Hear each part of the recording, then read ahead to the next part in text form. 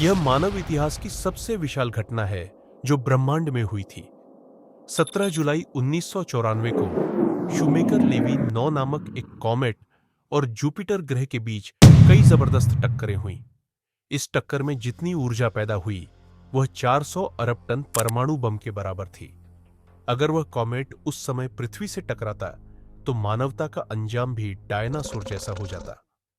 1970 के दशक में ही यह कॉमेट जुपिटर के गुरुत्वाकर्षण के कारण फंस गया था, लेकिन इसका व्यास सिर्फ कुछ हजार मील था, इसलिए वैज्ञानिकों ने इसके मौजूदा पर ध्यान नहीं दिया। टक्कर से 2 साल पहले यह बृहस्पति के वायुमंडल में प्रवेश कर गया और 22 टुकड़ों में फूट गया।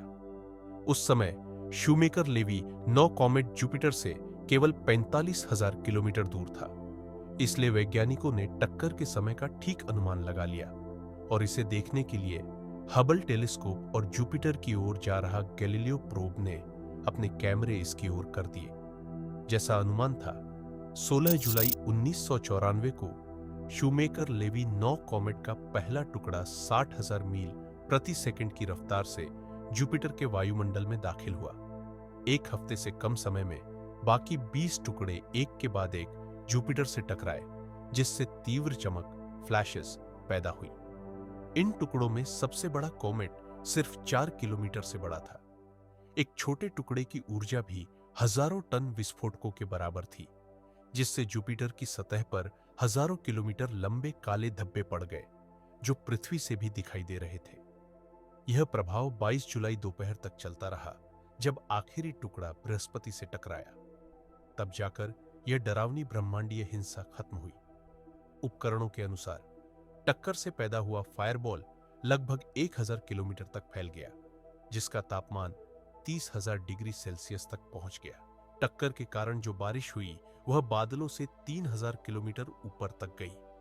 इससे भी डरावना बात यह है कि टक्कर से बना डेब्री क्लाउड करीब 6 महीने तक वहां रहा और अंत में ग्रेट रेड स्पॉट से भी ज्यादा साफ निशान छोड़ गया।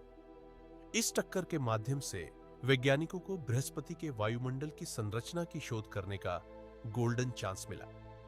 टक्कर के कारण जुपिटर के वायुमंडल में बहुत सारी अज्ञात मटेरियल्स डिटेक्ट की गई। ऑप्टिकल उपकरणों ने वहां डायटोमिक सल्फर, कार्बन डाइऑक्साइड और सिलिकॉन जैसे तत्वों का पता लगाया। इस टक्कर ने बृहस्पति के पूरे वायुमंडल में सीओस क्रिएट कर दिया। अगर वहां कोई जीवन होता तो इसका इफेक्ट डेवास्टेटिंग होता।